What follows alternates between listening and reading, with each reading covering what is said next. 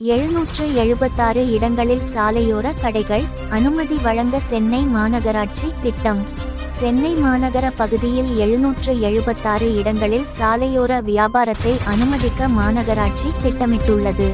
சாலையோர வியாபாரிகளின் நலனை காக்கவும் சாலையோர வியாபாரத்தை ஒழுங்குபடுத்தவும் சென்னை மாநகராட்சி சார்பில் நகர விற்பனை குழு அமைக்கப்பட்டுள்ளது. அதன் தலைவராக மாநகராட்சி ஆணையர் ஜே. குமரகுருபரன் உள்ளார். மாநகரம் முழுவதும் 35,000க்கும் மேற்பட்ட சாலையோர வியாபாரிகள் அடையாளம் காணப்பட்டு அவர்களுக்கு மாநகராட்சி சார்பில் அடையாள அட்டைகள் வழங்கப்பட்டுள்ளன. நகர விற்பனை குழு உறுப்பினர்களும் தேர்தல் மூலம் கடந்த ஆண்டு தேர்ந்தெடுக்கப்பட்டுள்ளனர். மாநகராட்சி சார்பில் சாலையோர வியாபாரம் அனுமதிக்கப்பட்ட பகுதி, தடை விதிக்கப்பட்ட பகுதிகளை அடையாளம் காணுமாறு மாநகராட்சி அதிகாரிகளுக்கு ஆணையர் உத்தரவிட்டுள்ளார்.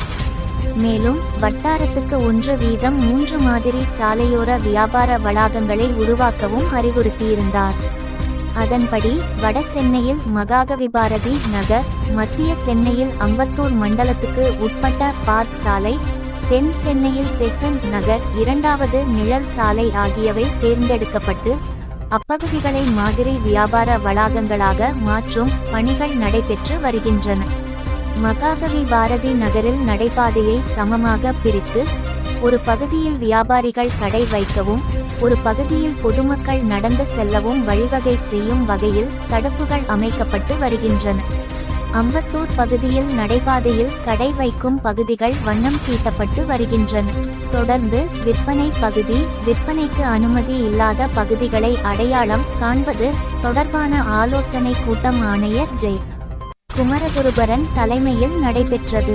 அப்போது வருவாய்த்துறை சார்பில் 776 இடங்களில் சாலையோர வியாபாரத்தை அனுமதிக்கலாம் என்றும் 491 இடங்களில் சாலையோர வியாபாரத்துக்கு தடை விதிக்கலாம் என்றும் பரிந்துரை வழங்கப்பட்டது.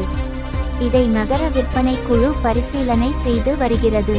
விரைவில் முறையான அறிவிப்பு வெளியாகும் என மாநகராட்சி அதிகாரிகள் தெரிவித்துள்ளனர்.